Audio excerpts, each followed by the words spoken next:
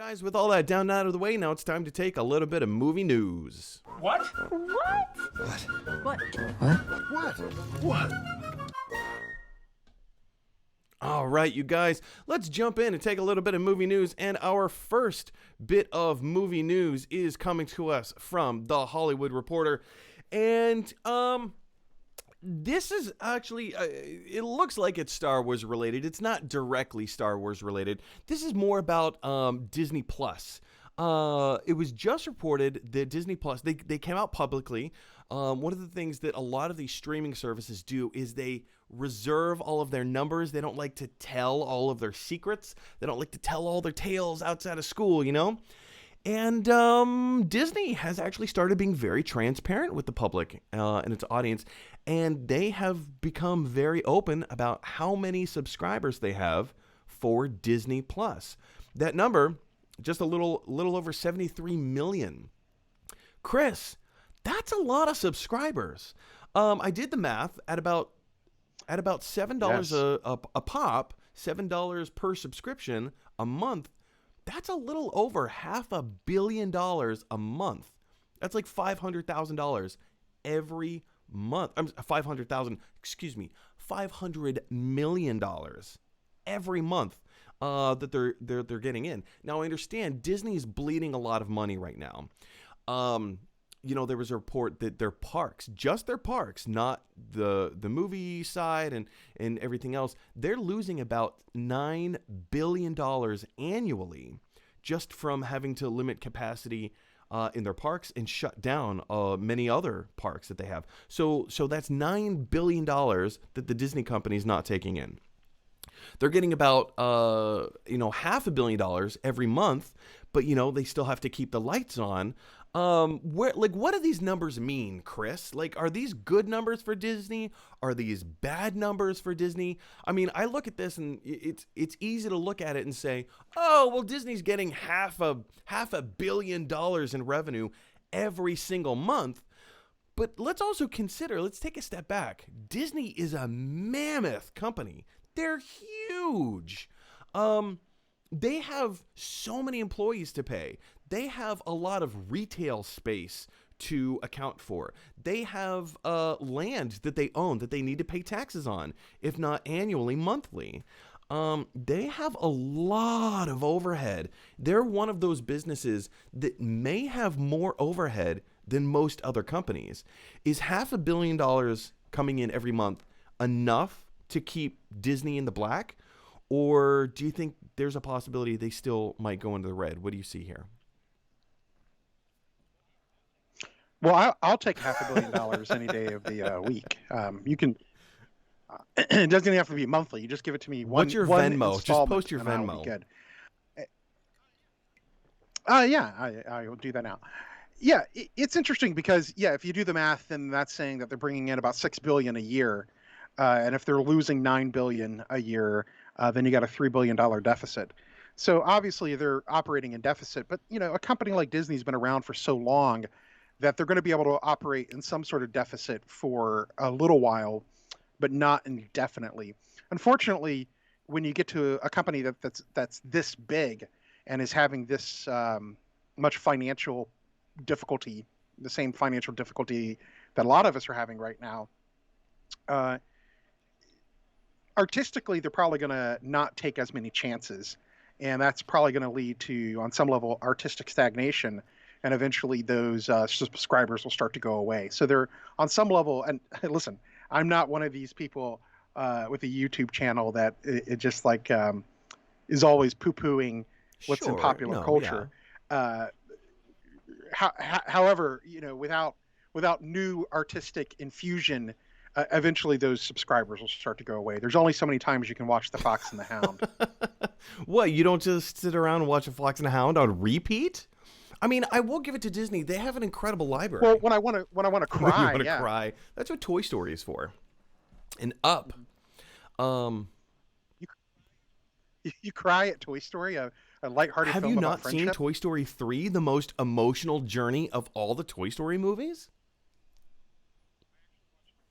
I actually watched Toy Story 3 at the gym, and I started crying at the end. And And most people just saw a fat man sweating and crying at the gym, so they just figured that I was As it should be. exerting myself. That's how we mask our tears, Chris.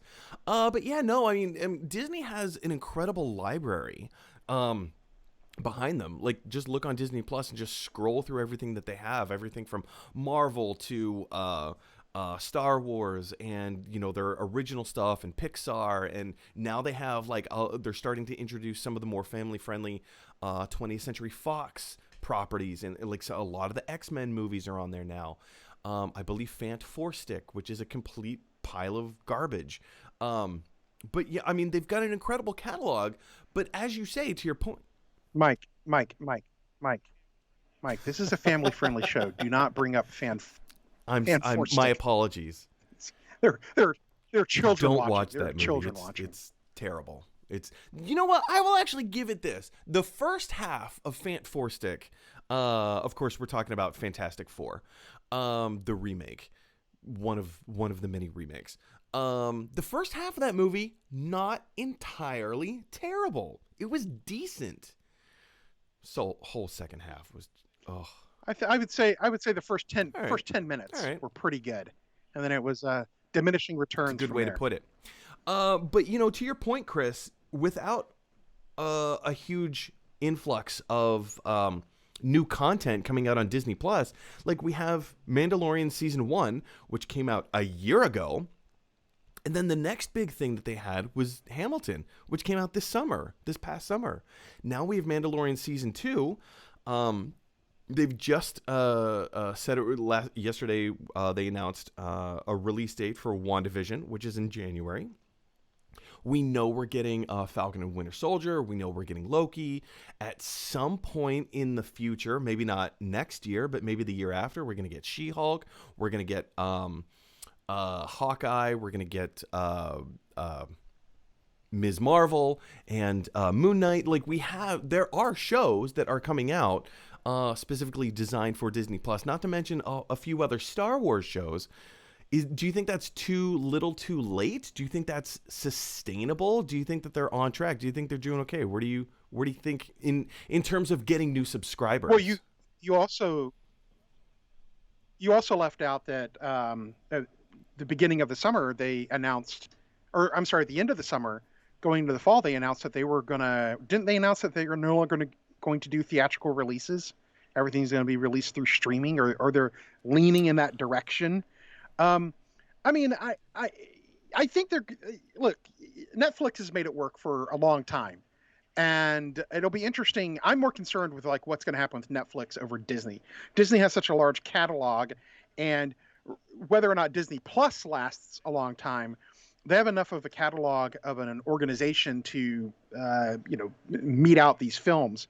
And if I'm not mistaken, and I might be mistaken on this, but I also think they still have a stake in Hulu They do. as well. So they have two Predominantly. streaming services that they're running, yeah, right now. So I could see a world where in the next maybe 3 or 4 years, Hulu you know, is absorbed by Disney Plus. I can see that as happening.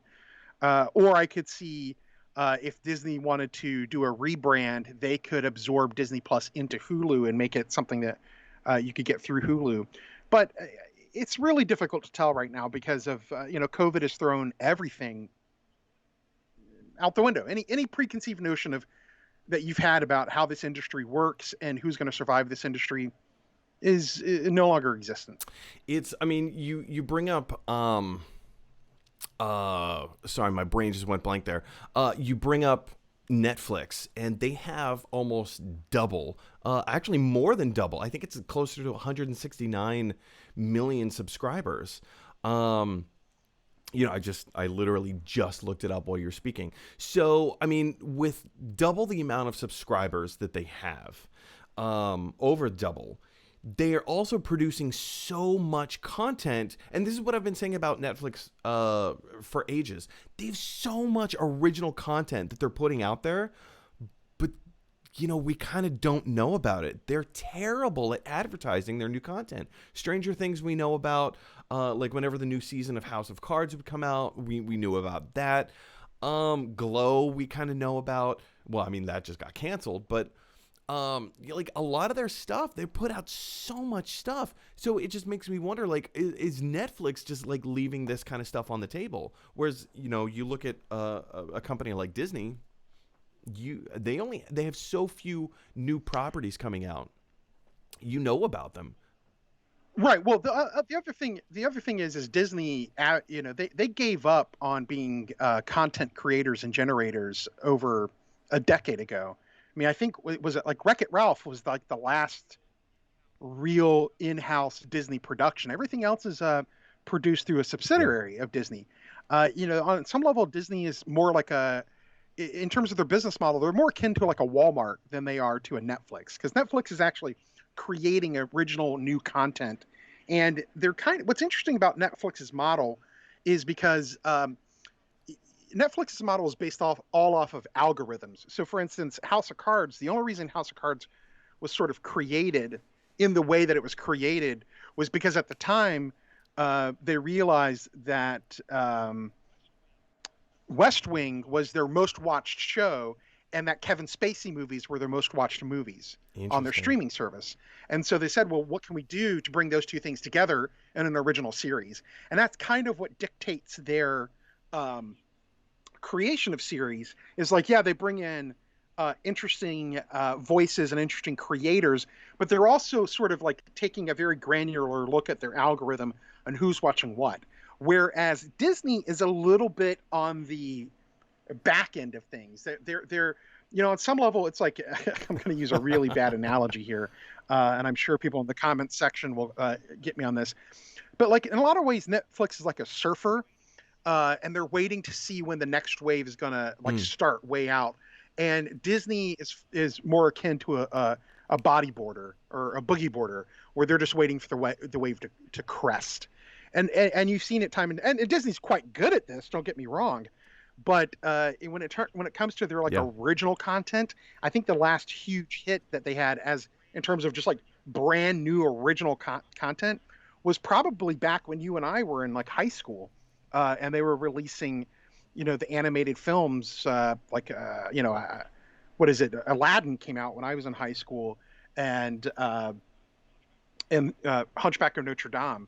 That was sort of the last vestige of Disney doing original content that purely was their own, in-house. And even those, right? But even those aren't really original stories. They're co-opting stories that everyone knows. So yeah, it'll be interesting because Disney has such an odd business model and the way in which they produce. But also, if Disney has taught us anything, is that they're very good at reinvention. That's true. And they're very good. They need to hit their hard knocks first. They always have to hit their hard knocks first before they learn and then come up out of it. So I just wonder, like, what are their hard knocks going to be going forward? Because there was that I think the implosion. Well, I was going to say the implosion of superhero films. That's going to happen. It's probably already starting to happen. And I mean, you saw them implode on Star Wars on some level in terms of theatrical releases. Even though the films themselves were financially successful, just the fan response was split.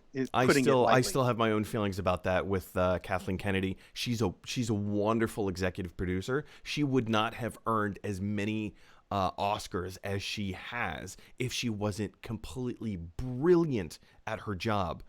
But being a studio head, I don't think exactly is in her wheelhouse. Anyway, guys, question is for you. What do you think of Disney coming out publicly and saying that they now have 73 million subscribers? Do you think that that's enough to help them carry us through this dry spell, this COVID dry spell? Or do you think that they're going to need a little bit of help? What do you think? Jump down to the comment section below and let me know your thoughts. All right, everybody, thanks for watching. If you like this video, click like. If you really like this video, click subscribe. And if you really, really like this video, click share. Because that is exactly what Michelangelo from the Ninja Turtles would want you to do. Teenage Mutant Ninja Turtles.